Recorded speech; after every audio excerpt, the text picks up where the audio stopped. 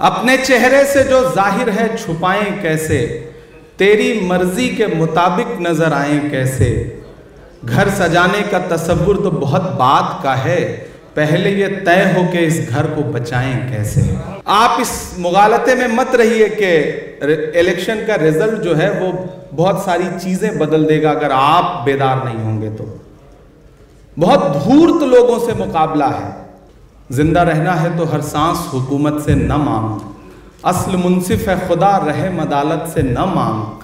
जिंदगी भीख अगर है तो न मिलना बेहतर, और अगर हक है तो फिर इतनी शराफत से न मांग। किसी नेता का आपकी दी हुई टोपी पहन लेना और किसी नेता का आपका दिया हुआ गमछा कांधे पे डाल लेना ही सेकुलरिज्म नहीं है।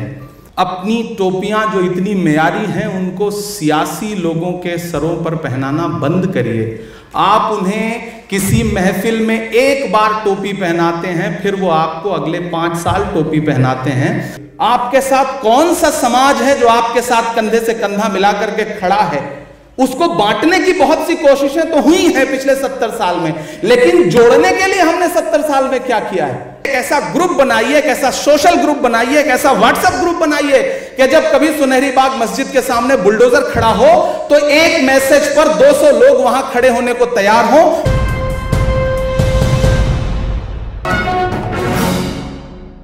बहुत शुक्रिया मोहतरम अदीब साहब का, जिन्होंने एक ऐसी महफिल जुटाई है जिसमें मौजूदा सियासी हालात पर और आने वाले हिंदुस्तान के मुस्तकबिल पर गुफ्तगू हो रही है। अपने चेहरे से जो जाहिर है छुपाएं कैसे, अपने चेहरे से जो जाहिर है छुपाएं कैसे। तेरी मर्जी के मुताबिक नजर आएं कैसे। घर सजाने का तसव्वुर तो बहुत बात का है, पहले ये तय हो के इस घर को बचाएं कैसे। ये जो स्टेज है, मुझे लगता है कि सियासी तकरीर नहीं बल्कि थोड़ा सा संजीदा वो गुफ्तगू की जाए कि आने वाला रास्ता क्या हो सकता है और मौजूदा सियासी हालात में कैसे अपने मसले पुरजोर तरीके से सियासी ऐवानों में रखे जा सकते हैं। दोस्तों, हिंदुस्तान के अलग अलग शहरों से लोग यहाँ बैठे हैं। मौलाना सज्जाद नुमानी साहब जैसी शख्सियत यहाँ बैठा है, हमारे बहुत सारे मेंबर ऑफ पार्लियामेंट यहाँ बैठे हैं। मैं आपसे ये कहना चाहता हूँ कि आप इस मुगालते में मत रहिए कि इलेक्शन का रिजल्ट जो है वो बहुत सारी चीजें बदल देगा अगर आप बेदार नहीं होंगे तो। बहुत धूर्त लोगों से मुकाबला है। पिछली बार आपको याद होगा 2014 में जब प्राइम मिनिस्टर बने थे तो वो तस्वीर आप सब ने देखी होगी कि जब पहली बार वो पार्लियामेंट की सीढ़ियों पर पहुंचे थे पार्लियामेंट में इंटर करने के लिए, तो उन्होंने पार्लियामेंट की सीढ़ियों को सजदा किया था और उसकी खाक जो है वो अपने माथे से लगाई थी।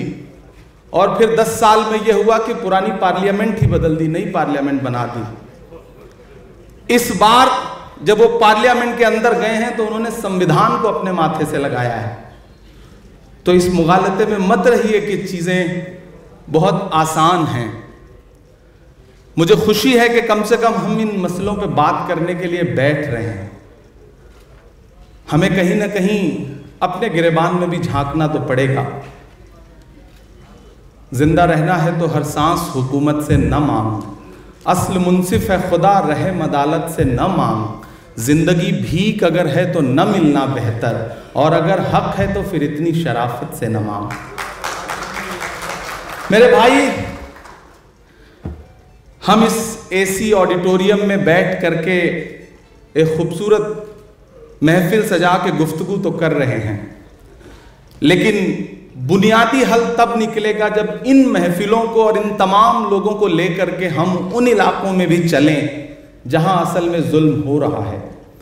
हमें हिंदुस्तान के अलग अलग शहरों में जाना पड़ेगा। अच्छी कोशिश है कि IMCR लगातार अलग अलग शहरों में जा रहा है, बातचीत कर रहा है, लेकिन एक बात हमें बहुत सलीके से समझनी पड़ेगी, सेकुलरिज्म के मायने बदले हैं मुल्क में। और एक बहुत जरूरी बात आपसे कहना चाहता हूं, और खास तौर से मेरी कौम सामने बैठी है उससे कहना चाहता हूं, किसी नेता का आपकी दी हुई टोपी पहन लेना और किसी नेता का आपका दिया हुआ गमछा कांधे पे डाल लेना ही सेकुलरिज्म नहीं है।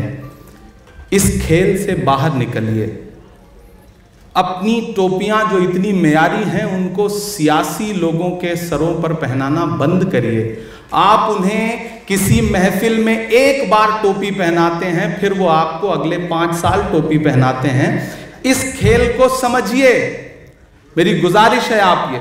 सेकुलरिज्म का मतलब ये नहीं कि कोई आपकी टोपी पहन ले तो आप खुश हो जाएं। हमारी कौम खुश हो जाती है। हमारा गमछा कोई अपने कंधे पे डाल लेता है तो हम खुश हो जाते हैं। हमें हमारे अफ्तारियों में आकर के कोई एक खजूर खिला देता है तो हम खुश हो जाते हैं। नहीं, सेकुलरिज्म का मतलब यह है कि इमरान प्रतापगढ़ी को इमरान प्रतापगढ़ी की पहचान के साथ सामने वाला तबका कबूल करे, और हम सामने वाले तबके के नेताओं को, वहां के समाज को उनके पहनावे और उनकी पहचान के साथ कबूल करें। यह बदलाव हमें अपने माशरे में लाना पड़ेगा, अपने समाज में भी लाना पड़ेगा, उसे बेदार भी करना पड़ेगा। मैं कोई सियासी गुफ्तगू नहीं करना चाहता, बस ये कह रहा हूं कि बहुत सारे मसले ऐसे हैं जिनके लिए सिर्फ सियासत से उसका हल नहीं निकलेगा। मैं मौलाना साहब के करीब में बैठा था, मैं संजय साहब को सुन रहा था। संजय भाई ने एक बात ये कही ना कि जब 1992 का हादसा हुआ तो सबसे पहले इरफान मेरे घर पे जाके खड़ा हुआ, जिसने ये कहा कि मेरी लाश पर से गुजरना पड़ेगा। तो हमें ऐसे इरफान के साथ साथ हमें बहुत सारे ऐसे संजय सिंहों की भी ज़रूरत हो कि जब इमरान प्रतापगढ़ी का घर ऐसी किसी मुश्किल में आए तो तमाम संजय सिंह खड़े हो सकें, जो ये कह सकें कि इमरान के घर की एक ईंट को नुकसान पहुंचाने से पहले तुम्हें हमारी लाश पर से गुजरना पड़ेगा। ये जब तक नहीं होगा तब तक चीज़ें नहीं बदलेंगी। मेरे भाई, मैं हिंदुस्तान के अलग अलग शहरों में गया, कैंपेन किया। आज जो रिजल्ट है, कम से कम उससे एक चीज जरूर हुई है कि हिंदुस्तान के अलग अलग शहरों से लोग फोन करके कहते हैं कि हमने थोड़ी सी सुकून की सांस जरूर ली है। लेकिन इसका यह मतलब नहीं कि आपकी लड़ाई खत्म हो गई है। और एक सियासी पार्टी में हूं मैं, एक ऑर्गेनाइजेशन को हेड कर रहा हूं, देश की पार्लियामेंट में हूं। मेरे बुजुर्गों को भी एक बात समझनी पड़ेगी कि दुनिया के हर मुल्क की सियासत 25 साल में एक नया शेप लेती है, 30 साल में एक नया शेप लेती है। हिंदुस्तान की सियासत पिछले 25 सालों में एक नया शेप ले चुकी है। आप इसे तस्लीम करें या ना करें, वक्त इतनी तेजी से बदला है, टेक्नोलॉजी ने, सोशल प्लेटफॉर्म्स ने इतना बदलाव ला दिया है कि आप यहां खड़े होकर अभी तकरीर कर रहे हैं और आपकी यहां की तकरीर हिंदुस्तान के किस शहर में क्या बता करके दिखाई जा रही होगी, आप इसका अंदाजा भी नहीं लगा सकते हैं।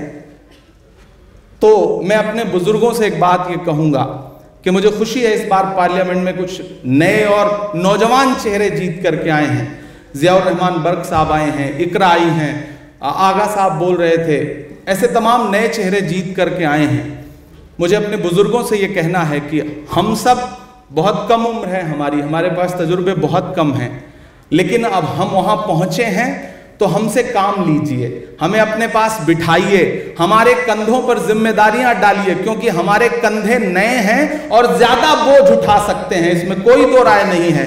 आप हमारे कंधों पर जिम्मेदारियां डालिए और कम से कम जितने भी माइनॉरिटीज के, चूंकि माइनॉरिटीज के इश्यूज पे बात हो रही है, जितने भी माइनॉरिटीज के मेंबर आप पार्लियामेंट जीत के आए हैं, ऐसी एक तरकीब निकालिए कि किसी शाम वो एक साथ चाय पर तो बैठ सकें, ताकि तमाम सियासी दलों को ये लगे कि ये एक हैं, इनके मुद्दों पर हमें बोलना पड़ेगा, नहीं बोलेंगे तो ये मिल करके सवाल खड़ा करेंगे।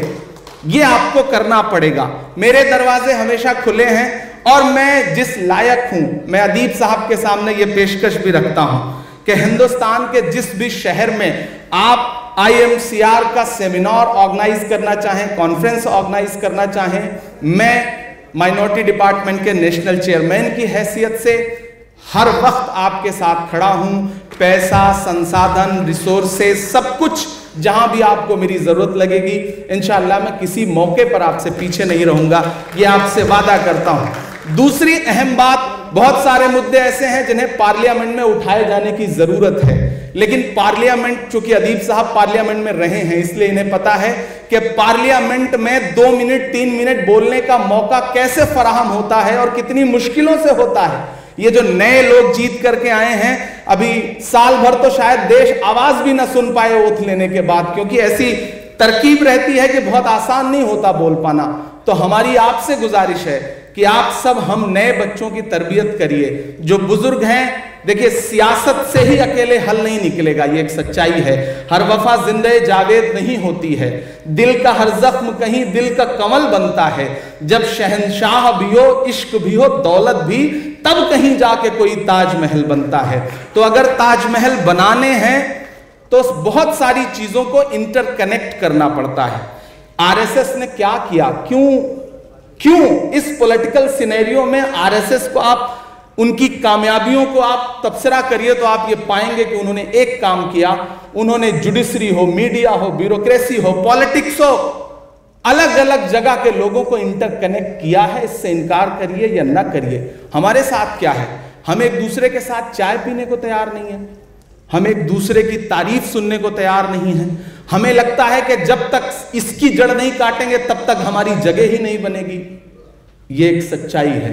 इससे कौम को निकलना पड़ेगा, इससे समाज को निकलना पड़ेगा, और उसके लिए सबसे जरूरी है कि हमारे मजहबी रहनुमाओं को आगे आकर के इस पे बात करनी पड़ेगी। और एक बहुत कड़वी बात यहां कहकर के आपसे विदा लेना चाहूंगा। बहुत कड़वी बात है, लेकिन सुनिएगा और कोशिश करिएगा कि इसे आगे तक पहुंचाइए।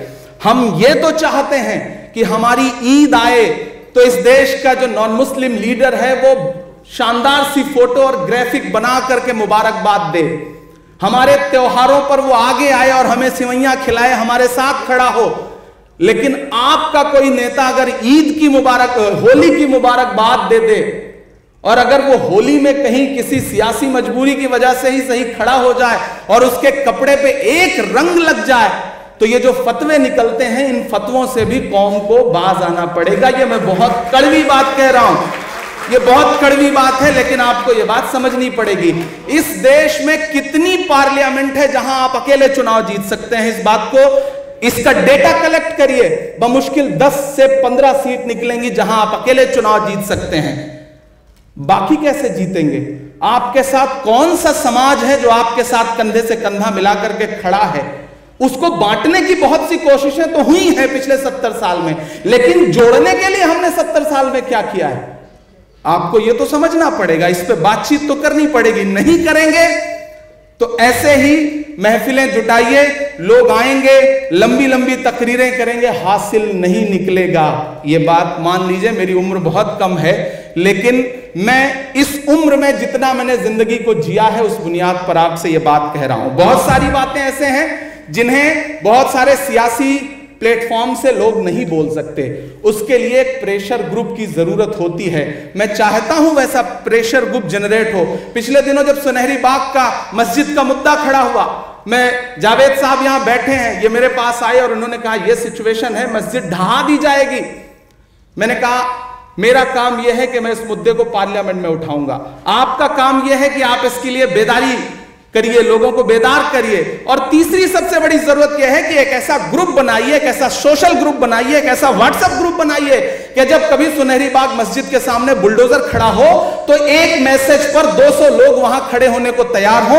मैं पहला आदमी होऊंगा जो वहां खड़ा होने के लिए आपको मिलूंगा। मैंने पार्लियामेंट में आवाज उठाई और खुशी है कि अभी थोड़ा सा मसला रुका है, लेकिन इस तरह के बहुत सारे मामले हैं जहां ना अकेले एक इमरान कुछ कर सकते हैं, ना एक अकेले मौलाना सज्जाद नोमानी साहब कर सकते हैं कुछ, ना एक अकेले अदीब साहब कुछ कर सकते हैं। जुगनुओं, तुमको नए चांद उगाने होंगे, इससे पहले कि अंधेरों की हुकूमत हो जाए। धूर्तों से मुकाबला है, और धूर्तों से मुकाबला करने के लिए वो इतनी बेशर्मी के साथ सिस्टम का इस्तेमाल कर रहे हैं। मैं आखिरी एक बात बता के खत्म करता हूं कि कल हम पार्लियामेंट में, राज्यसभा में खड़े होकर के नीट के खिलाफ प्रोटेस्ट कर रहे थे। वहां स्पीचेस चल रही थी। हमारी एक मेंबर ऑफ पार्लियामेंट फूलो देवी नेताम, जो राज्यसभा की सांसद है छत्तीसगढ़ से, वो नारा लगाते लगाते बेहोश होकर गिर गई। और यकीन जानिए, पहली बार ऐसा मेरी आंखों के सामने का मंजर है कि हम उन्हें स्ट्रेचर पे उठा के ले जा रहे थे और चेयर पर बैठे हुए चेयरमैन साहब ने झांकने की कोशिश नहीं की कि जिंदा है कि मर गई। और उसके बाद पार्लियामेंट चलती रही। इससे शर्मनाक क्या हो सकता है? लेकिन यह हो रहा है, तो आप समझिए कि किनसे मुकाबला है, किनसे लड़ना है। उन्हें पता है कि बुलडोजर आपके घरों पे चलेगा, तो इस देश में एक तबका है जो बहुत खुश होता है। आप तो कंधा हैं, बंदूकें उन्हें कहीं और चलानी हैं। इसलिए मेरी आपसे गुजारिश है कि अपने साथ एक आध ऐसा समाज खड़ा करिए कि जो सिर्फ सियासी नहीं, समाजी तौर पर और सड़क पर भी आपके साथ खड़ा हुआ नजर आए।